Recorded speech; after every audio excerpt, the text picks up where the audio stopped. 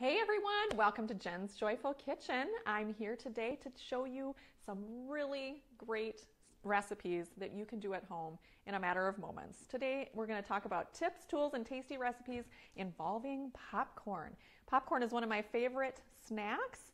Some people think of it as a treat, but it's actually really good for you. And I'm going to share with you how you can make it in our microwave popcorn maker in just a matter of minutes, and how you can control your own ingredients to make your own homemade kettle corn. And then what can you mix in to add some extra nourishment to your popcorn and maybe some extra crunch and texture and things like that. So talk about those three things, and at the end, don't miss my tip for creating a little bit of margin in your life so you can do more of what you love. So let's get started. Popcorn, do you love it? Do you hate it? I happen to love it. It's actually a great snack, and you can find that you will be amazed that popcorn is actually a whole grain. What does that mean? What you need to know is that it's really great for your gut. That means it's filled with fiber and helps clean you out. So eat more popcorn. And a serving of popcorn is actually about 3 cups. So you can actually have quite a bit of popcorn for the volume and the calories and all of that. So you don't have to worry about that. Just have a serving that makes you full. So how are we going to make this in the microwave popcorn maker? This is actually a great tool. It's made of silicone. It's a Pampered Chef product, and it's really here to help you solve that problem of you want some microwave popcorn, but you want to have your own ingredients go into it. That's what I love about it, and it's so easy to clean. So it's made from silicone. This is the 5-cup version. Down here I have the 12-cup version, so the kind of the single size, I guess, or sharing size, and then you have the family size. So I'm going to post the links to these underneath the video after we're finished here, and be sure to share this video with your friends as well. So to make the popcorn, it's very simple. All you have to do is add your own oil and add some kernels. Literally, that is it. If you want to do it air pop, you can do that. But I like to add just a little bit of oil to my popcorn. Just gives it a little bit of extra flavor.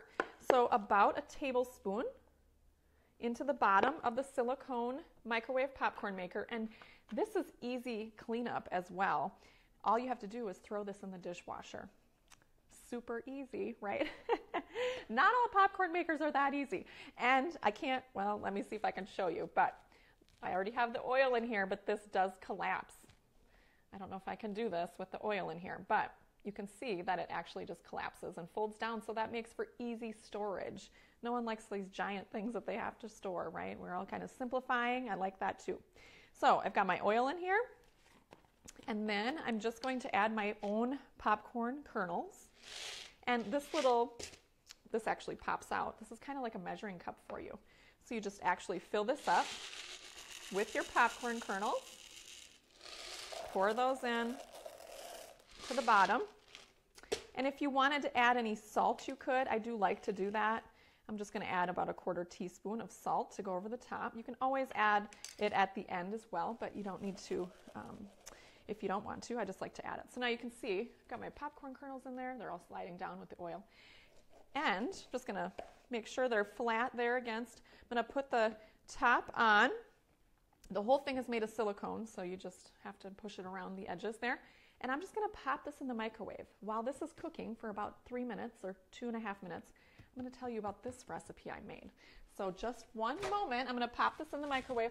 A little tip for the microwave popcorn maker is you actually want it to be on the outside of your ring. You have your dish that rotates in your microwave, and don't set it right in the center of that. Just set it to the side so it gets the giant rotation. That's actually what you really want. So while that's popping, we'll see if you can hear it, but it actually is kind of subtle. I put it on for 2.5 minutes, might be 3 minutes. We'll just see how it goes. I made some fantastic kettle corn in this bowl. So I can hardly keep my hands out of it too. I've been keeping the lid on because it's otherwise tempting me, but check out the popcorn.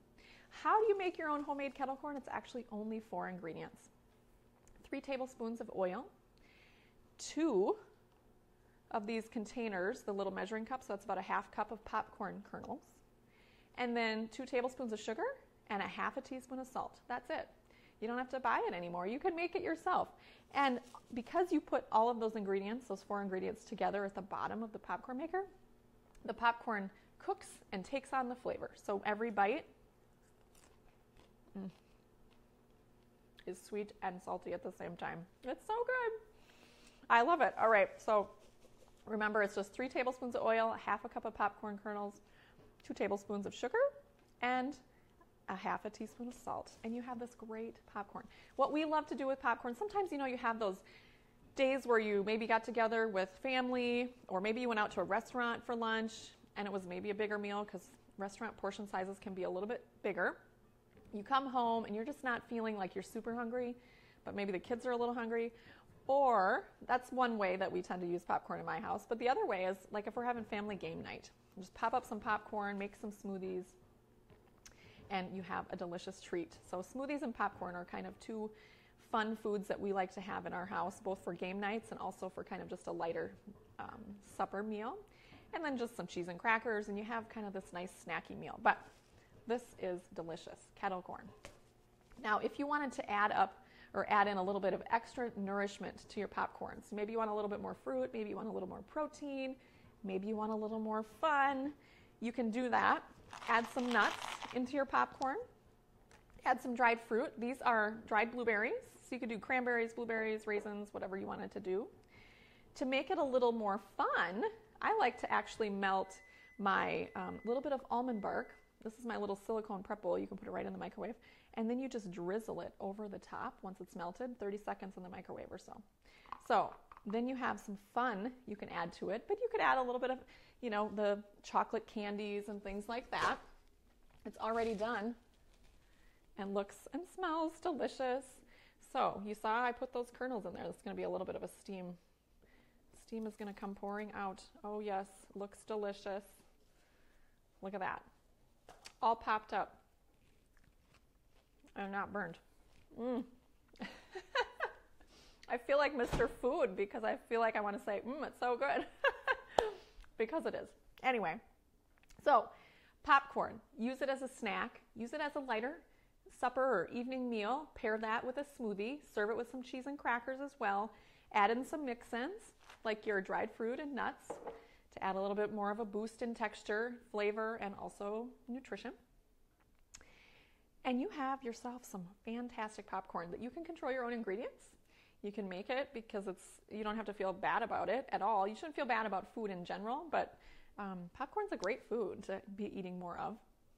And that's popcorn, the microwave popcorn maker. So we have both the small and the large. I'll post the links to those. Be sure to share this video with your friends as well. I do want to give you one last tip, which is all about margins. And I like to think of that with popcorn because you saw when I put the seeds in the bottom, the seeds, were way down here, and guess what? It needed this whole bowl to pop up and do its thing. Just like in our own lives, we need more of a margin to create whatever it is we want to create. So if you are thinking about wanting to eat a healthier breakfast, or maybe you want to incorporate some better snacking, or maybe you just need a better morning routine, whatever it is you want. Doesn't even matter if it's health related or body related, maybe it's life balance related, any of those things. But if you start thinking about what your intention is, and you list out your reasons why, I like to share with my clients where I have them put their intention in a circle, and then kind of like a ray of sunshine. Every ray of sunshine is actually why you want that intention. And then with that, what you can do is decide, are you kind of living that now or not? And that's where you need to create a margin. And a margin is just a space of time or space of having yourself set up for success for whatever it is you're looking for.